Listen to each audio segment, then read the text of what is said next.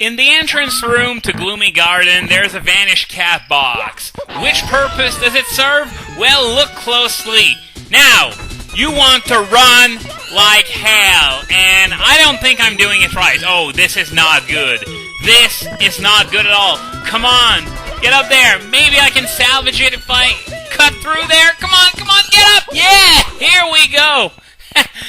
I was really worried that I wasn't going to be able to make it. Anyway, Mips is in that sort of hut here that can only be entered with the Vanish Cap, of course. You don't have to chase him around. You just grab him, grab the star, and then you may be wondering, well, how the hell do I leave? Doesn't look like there's a Vanish Cap in there. Well, you just walk through it. You know, walking through walls. Perfectly standard for a Mario game.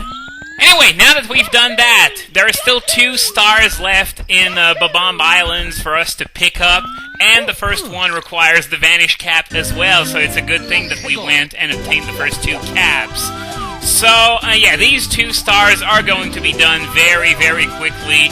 I think you can imagine what we have to do here. There we go. Just have to pick this up. Then go inside the cage, go into the water, and no, it doesn't lead to a whole new area of the level. It just leads to the star directly. Once again, this is the first world. There's still plenty of time for things to get more convoluted. So, only 1 star left, and once again, this one is sort of a throwback to regular Mario 64, because you may have noticed that Chain Chomp earlier on. Well, it involves the Chain Chomp. Well, sort of. Of course, it's not exactly the same thing. In that area, there are 5 rocks that you have to ground pound, and there's a secret inside each of these rocks. Such as this, of course. If you ground pound the edge of the rock, you might not... Whoa! I don't know how I went through that thing, but... okay.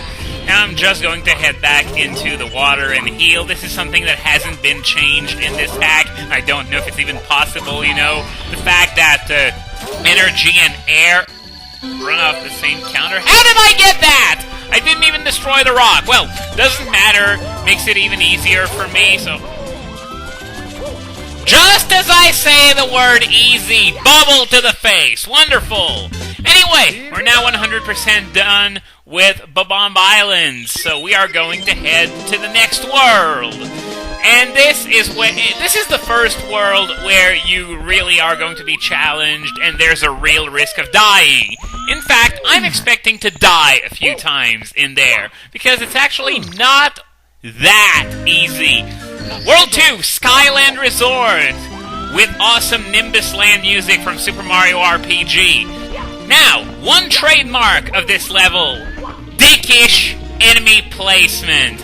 Up that platform, there's a shy guy waiting for me, and you have to try to not have it toss you all the way down there, which I did. I even knew it was there. I knew it was going to do that to me. You just have to be really careful when... okay, I'm good. So, for this first star... getting to the boss, which is, as the hint implied, the new Whomp King. Thanks, 1 coin. But, yeah, getting there, actually, I was about to lie, it's a bit on the tricky side, because this doesn't look too intimidating of a jump, but it's still sort of easy to botch. Anyway, we're up here, and here is the Whomp King, which in this hack's canon is not the same as in Mario 64 this time. Now this one has a few added difficulties. Namely, well, I was about to try and demonstrate, but you got a pretty good idea. It gets up a lot faster than in vanilla Mario 64, so you are expected to perform the glitch that allows you to go through the Whomp instead of just going at it the standard way. Other than that, fairly easy. Just try and avoid the pits that are all over the battlefield. Of course, it goes without saying that these are going to be the main source of death, unless, of course, you really suck trying to get out of the way and you don't realize that you have to perform the glitch. But anyway, 1 star down in Skyland Resort, 6 more to go. Now, which one is next? Climb the windmill. Oh, man. We're gonna have some fun with camera angles, guys! Aren't you excited? As I said before, this hack has some serious problems with the camera angles since Skelux couldn't really reprogram them. The game basically still thinks I'm in Whomp's Fortress. Now we're heading into sort of an indoor area that Whomp's Fortress didn't have. What the fuck?! How the fuck does that happen?! How does a shy guy go through the wall, and why doesn't it go through the wall this time? How does that work? And, come on. Get back here! Get back here, I want to kill you! You are not going through my butt. That is for certain. Remember what I said earlier about going through walls being perfectly standard? Well, this is not what I had in mind. Now, if I can just get up. As you can see, I really suck at wall jumping. At least I managed to pull it off. But that was the easy part. Next, we get to fight with a camera. Just take a look. You have to press that switch and then go outside. But the hard part is getting the camera to follow you. Come on! Even Mario Cam doesn't seem to do a whole lot. Of course, this attempt is going to be completely worthless. You have a pretty good idea of what you have to do. Those boxes there are, oh, God. Can I have you? Thank you. Stay out. Stay out. How come the camera... It goes through the ceiling now! Where the fuck am I? Ugh. Of course, this attempt is gone as well. This level can suck my dick. Then again, you can't spell Skyland Resort without Skyla, so maybe that was its true calling all along. Now, I think we've got it. I got the camera out of the building fast enough, so if I can get up there fast enough, come on, here we go! God, that was way more irritating than it had any right to be. And guess what? We get to go through that building again in the next star, if it's the one that I'm remembering. And of course, getting in that vase is a bit on the irritating side since the entrance isn't that big. The flying stepping stones, introducing a new aspect that was oddly enough not used in the original Mario 64. That is, using cap blocks as platforms. Like for example in Mario World, when you press a switch, sometimes you're gonna have a colored block that you can use as platforms as well as giving you power-ups. So, just going to... okay, it's going away, so I won't need to kill it. Of course, those Whomps are the same as the Whomp King. They get up faster. Now you want to wait here, because otherwise, that shy guy, you're going to jump straight into it, and it's going to send you plummeting down below.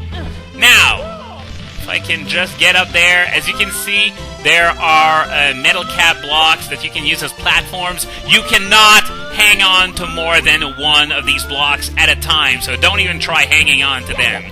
The safest way to do it is with backflips, and that's probably the reason why they weren't used as platforms in the original game, is because they're not programmed so that you can hang on to more than one at a time. So, as a result, they make pretty shoddy platforms, so I guess Nintendo didn't want to go there, or something like that, instead of just programming the game differently or something, but whatever. We made it to the top, we got the star, we can get out of here. And I did it without dying, which I'm rather proud of, because there tend to be quite a few accidents in this one, either because of the shy guy that once again has the most dickish placement ever, or because of those platforms, or whatever. Finding the purple switch. Now this one is going to have us explore a whole new area of this level that we haven't been to yet. We've stuck mostly to the area near the start, but we are going to be branching out a bit. So first you want to head over near the area where the Whomp King Battleground is, head up these stairs, and then you want to long jump all the way over to that ledge over there. I'm just going to try and pull it off without any hiccups. I even get some sweet air off of that piranha plant. Now, let's head over there. There's another long jump that I really don't want to fuck up. Don't have much room to give myself some room to prepare. But I did it anyway because, well, I'm used to playing Mario 64 enough that I don't botch long jumps from almost a standing start as much as I used to anymore. So, are you coming back? No? Well, too bad, because I'm gone. Going, gone. So, that purple switch that the hint was alluding to is... Oh, great, there's a Lucky 2 now. So, just... throw some spinies at me, will ya? They don't do much, they're slow, they don't yield coins, whatever. Anyway, press that switch, and next to the Piranha Plant there was a gate that is now opened, and inside is your star. Now, next star! Coin collecting! And we're gonna have some fun here, because typically coin collecting stars are a lot more difficult when there's the prospect of instant death with every step. So first you just saw there was a red coin that appeared really quickly, so we're gonna collect that one first, and after that we're gonna head back to the Whomp King Battleground, because I said things before about dickish red coin placements, or maybe I haven't, whatever. This is the first one that is really going to make you think, gosh, can I really do it? Is this doable without save states? Trust me, it is. I've beaten this game without save states before, and this red coin, you just have to have faith. You just have to know that you can get it without save states. I'm just gonna take care of this fucker so it doesn't come back to bite me in the ass later. Grab its coins, and we're gonna head over there. Might as well grab these coins that are here while I'm at it. And oh, that's right, there's a second block up top here. So let's see what's inside. 3 coins. No, don't go. Oh, well. What? Okay, it stopped. Okay, that's good. That's good. Okay, 1 more coin. At least it means that it may mean the difference between life or death. Don't laugh. This could be important.